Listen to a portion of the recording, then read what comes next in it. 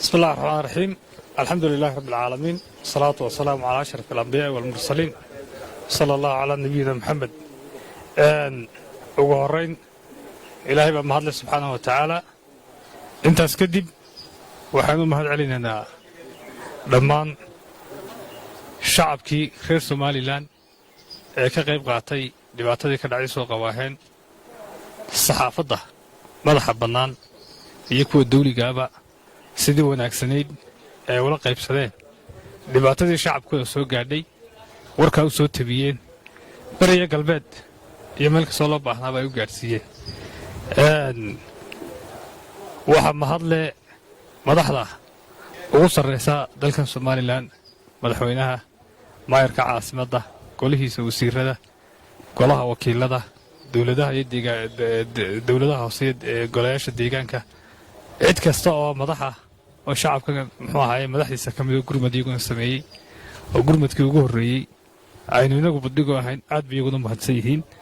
waxaa kaloo inu mahad celinaya ciidamada qaranka oo markii ay hawshu dabdamiska ku ballaadhatay gurmad meel kasta ka soo sameeyey, hadday yihiin militariga, asluubta, booliska, ciidamada qaranka, meel kastoo qayb kastoo yihiin gurmud fiican hawshaa ka galay. dowladaha somalilan saaxiibada la'ah qurbajoog iyo qaranjoog ummaddeennu umay kala maqnayn. waxaa kaloo ina garab istaagay dowlado badan oo somalilan saaxiiba la'ah, kuwa gobolka iyo kuwa inaga fogba. iyagana runtii waxaan leenahay waad mahadsan tihiin hawsha inagu dhacday sida fiican ee dareenka walaalnimada aad noo muujiseen. walaalayaal waxaa jirtay maalmahan dambe anugu sideedaba saxaafadda kuma badnayn, laakiin hadalla badan oo dee la wareejinayo oo fara badan hadday noqoto marka ay dhibaata taagan tahay waxay ku wanaagsan tahay garbaha la isqabsado oon mucaarad iyo muxaafid iyo meelo midna loo kala jeesan.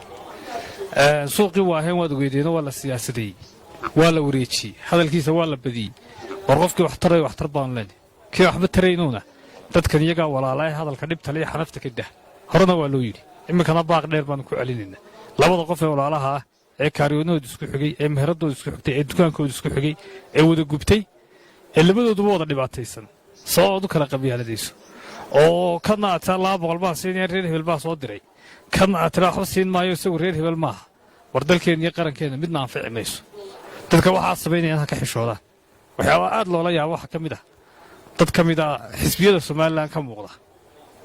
oo iyagii inta shandad qaataan suuqii ku qaybinayaan lacaga qabyaalad lagu soo diray. dadku dadkooda wuu caawin karaa, reerkooda wuu caawin karaa, ummaddiisa wuu caawin karaa, laakiin dee akoonkiisa ugu shub qofkaaga wixii aad gaar u tarayso, wixii aad ummadda taraysana dee warbaahinta keenoo dadka la wadaag. laakiinse anigoo xisbigii guddoomiyihiisii gobolkaas ama guddoomiyihiisii qaybtaas ilaa wasiirka berri imanaye haddii ilaahay xilka idiin dhiibe masaasaynu xilkiga doonayna ummadda ayaanu doonayna ku hogaamino. hogaamin waxaas noqon mayso. waxa weeye ayuu shandad qaadaya suuqa arkaysa isagoo dhigdhigay $200 la soo ururiyey wala haddii reer hebel lacagtiisii baa sida halkan aan keenaya. waxaan leenahay ummadda hogaamin baa laynaga rabaa intaa ka korran oo ka sarraysa. ummadda hogaamintaa ka badan la nimaad oo shandadaha inta iska dhigtaan dadka codkooda aynu raadsanno. taasi waa inta suuqa waaheen iyo dhibaatooyinkii ka dhacay. run ahaantii dadaal badan waa la geliyey, waananu ku jirnaa dadaalkaasi siduu meel dhali lahaa korjooguu ku yahay baarlamaanku. arrintii saxaafadda ee ka dhacday jeelka weyn waan uga mahad celinayaa madaxweynaha iyo taliyaha ciidankuba inay aqbaleen ergadii xildhibaanadu ay ula tegeen oo ahayd wixii qaldamay aynimadeenna ama gef ka dhacay ama si uun loo dhibsaday wixii ay samaynayeen ay duubayeen kamaradooda inaan ahayn dad somalilan waxyeeladooda u guntaday yihiin. kuwii shalayba ina taageerayey, kuwii shalayba waxay nala qabtay, kuwii shalayba warka fiican inay waddankooda ka gudbiyaan diyaarka u ahaa in la saamaxo, shaqadoodii ay ku noqdaan, hawshoodii ay wataan. inta hadhay ee aan weli ka soo bixin waxaan leenahay cadaalad insha allah way heli doonaan. qof kastoo muwaadinna waa in cadaalad hela weeye. cadaaladayna wada deeqaysa iyo sharciga. laakiin dardaaranka aan u jeedinayno ciidamada iyo bulshadeennaba, ciidamada wariyaasheenna waa indhihii iyo dhigihii aynu wax ku arkaynay, aynu wax ku maqlaynay. iyagana mid baa laga rabaa, waar qaranka sumcaddiisa, sirtiisa, xogtiisa meesha ay taallo dee war ma gasho. beejkaagu si uu helo codad fara badan si uu helo dad badan oo daawada si tvgaaga loogu xidhnaado ma aha inaynu qarankeenna u duminno ama wax waxyeello ah aynu duubno qaranka waynu wadan leenahay mas-uul baad ka tihiin inta xilka uu ka saaraya muwaadin kasta in ka badan baa kaa saaran waayo adiga warkaagu wuxuu gaadhaya meelaan codka qofka caadigii gaadhay sidaa aawadeed meelaha xasaasiga ah ayaan war laga dayn wararka beenta ah wararka ummadda iska hor keenaya wararka dhismaha iyo dalka iyo dadka wax taraya saxaafaddu ha xoojiso warkeenna wuxuu noqday maanta war miyaad duubaysaa iyaad u jawaabaysaa warkaas wuxuu helaya intaasoo qofoo daawanaya negatifkii baa nagu batay cid uma jawaabaysid ama waxba ma samaynaysid waxa weeyaan waa war yaroo iska waxaad sheegaysaa intii iska caadiga hayda sida ayaanay naga noqonin wixii dalka wax taraya tabiya waa laydku garab taagan yahay laakiin dee wixii dalka wax yeelayana waxaad dabadda inooga baxaya markaad dalka dabaddiisa u baxdaabaad dareemaysaa warkaagu saamayntuu yeelanaya idinka way idinla hawl yar tahay war yarood soo duubtay ay maanta kuu daawadeen 50 kun oo qof in yaroo saasa laakiin markaad gaadho xuduuddaad ka baxdo warkaagaasi waa war rasmi ah adigu haddaad iska ciyaaraysay haddaad si yar u duubtay haddaad istiri muxuu ahaaye tvga ku yaraa xooji si kastood u duubtayba weriyow mas-uuliyad baa kaa saaran warkaad duubayso marka xildhibaanadu waxaan u dhaaran anagu maanaan dhaaro qofka ara inaanu ilaalin waxaan u dhaaray xuquuqda muwaadinka o dhan aanu nooc doonaha ahaado ciidamadeennu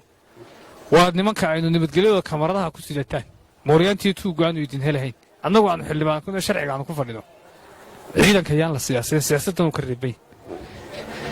xildhibaanadu markay doonayeen inay mas-uuliyiinta la xidhiidhaan dariiqo sharcigu jideeye baa jira waxaanu codka u soo gallay intaasoo hawla u soo gallay intaasoo wuxuu soo gallay ummaddu codka noo siisay maayaanu baaq tvga ka dirno ka soo kacay maaha xeerku wuxuu kuu ogol yahay inaad ugu yeedhato mas-uulka saxafiiskaaga oo aad wixii aad uga baahantay aad weyddiiso marka uu kuu jawaabay ee aad waxa aad ka hesho xogtaa wixii aad saxaysana adoon ceebayn oo fadeexadaynayn ujeeddadaad nasteexayo wadaagayta in bulshadiiyo dadku horu maro oo qofkan khaladkan uu saxo inaad u sheegto xildhibaanadu xaq waxay u leeyihin inay ku booqdaan xarumahay ka shakiyaan ama xarumahay u arkaan inay si fiican bulshada uga adeegaan xafiiskooda mas-uuliyiinta xafiiskooda inay kula kulmaan inay waraystaan xogtii ay weyddiiyaan laakiinse xildhibaanku intuu tvga soo fadhiisto inuu mas-uulkii iyo bulshadii isagu u dhexeeyey waxay awrkiiyo ninka hoggaanka u dhexeeya war bulshadii adigu aad u dhexaysay aad kala ilaalin lahayd iyo madaxdoodii u shaqaynaysay in la isku dhuftaa walmaarre waa inagu mas-uuliyad darro mas-uuliyaddeennuna ma waafaqsana ciidankeenna nooc kastuu yahay nabadgelyadaa maanta aynu ku naalanayno iyagaa mas-uulkaa annagu harka markaanu ku jirnaynu doodaynay qolka iyagaa howlkaa esigu noo baxayo bannaanka iyo cadceedda cidda taagan in nabadgelyada ilaalinta albaabka noo taagan waa ciidanka weliba qolada mucaaradka oo ciidankiiyo saxaafadda intan dambe isku xoqayey oo ciidanka iyo isku xoqayey xildhibaanada war ciidanku waa kuwa ololaha ku gelaysay inay lahaydeen waxbaanu ka qabanaynaaye haddaynu innagu xildhibaanadii intaynu soo maryaha u dhiganno ciidankii aynu burkaya ka dhigno hubka oo naha xildhibaan baan see laylaha see sharciga lee waafajin karaa oo aynu bulshadiiba uga soo horrayno tuugga ee sharci darrada siduu u qabanaya weegaggii u dambeeyey ama sanadkii u dambeeyey bilihii u dambeeyey dad badan baa la xidhxidhay waa laga yaabaa middo way naga reebantay qof dulmi ku dhacay oo khalad loo xidhay difaaci mayno waxaanu leenahay waa inu xorriyaddiisii cadaaladdiisiiba helaa ciidankuna bani aadam oo qaldami karaa mid tuugahoo gacmaha la qabto sharcigu gacmaha soo qabto ummadda laga qabtayna dee difaaci mayno inaad dhan ka rarantay waxaad ku garanaysaa in alle intii dambe qofkii la xidho oo dhan waxun baa lahaa firii hebel ha la soo daayo maxaa lagu haystaa maxaa loo qabsanaya war mee qof xumima jirin oo sharciga khilaafay oo la xidhaya dadka firii un yaa lala soo taagnaanay kii sharciga diida ama dee sharciga ku qaldama waa in lagu hambaliyeeya weli maarag xildhibaantii soo istaagay yidhi war wallaahi maanta waxaa qabateen kuwii loo baahnaa ina qabataan maanta gacanta ku haysaa laakiin kii alla kii la xidho war dadku ilan dembi way gelayaani oo bani aadan baynu nahay oo sharcigaa lagu qaldamayaa dee marka boolisku gacmaha sharci darradaas u adeegsanaya uu soo qabto gacanta ku dhigo